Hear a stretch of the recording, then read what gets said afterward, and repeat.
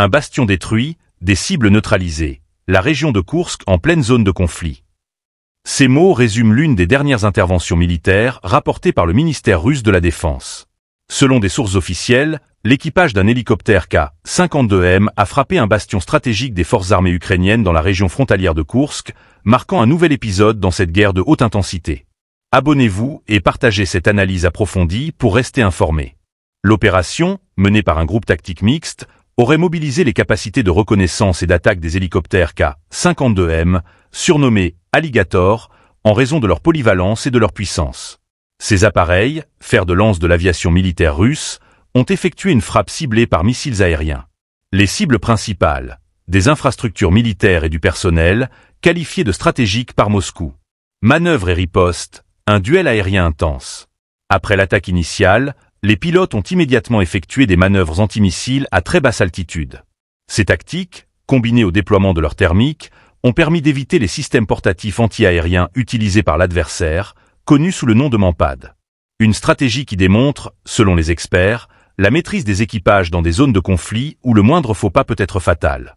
Un observateur militaire a souligné que ces hélicoptères ne se contentent pas de frapper. Ils traquent, incendient et détruisent, tout en assurant leur propre protection. Des déclarations qui mettent en lumière l'importance de l'entraînement et des technologies de pointe dans ce type de conflit asymétrique. Contexte régional et implications stratégiques. Cette frappe intervient dans une région où les tensions sont déjà exacerbées par la proximité des combats.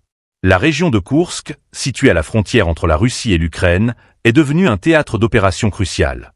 Les bastions comme celui visé par l'hélicoptère K-52M jouent un rôle central dans la logistique et le déploiement des troupes. Le ministère de la Défense russe a affirmé que toutes les cibles identifiées ont été détruites avec succès, comme l'a confirmé un mitrailleur avancé présent sur le terrain. Mais au-delà de la victoire tactique, cette opération soulève des questions sur l'escalade du conflit et l'intensification des échanges militaires dans cette région déjà marquée par des mois de combat. Les hélicoptères K-52, souvent qualifiés de « commandants volants » pour leur capacité à coordonner des attaques, continuent de jouer un rôle déterminant. Leur utilisation récurrente démontre une stratégie russe qui mise sur une domination technologique et tactique face à des forces adverses bien équipées et déterminées. Une guerre qui ne faiblit pas. Alors que les tensions s'aggravent, ces événements illustrent une réalité brutale.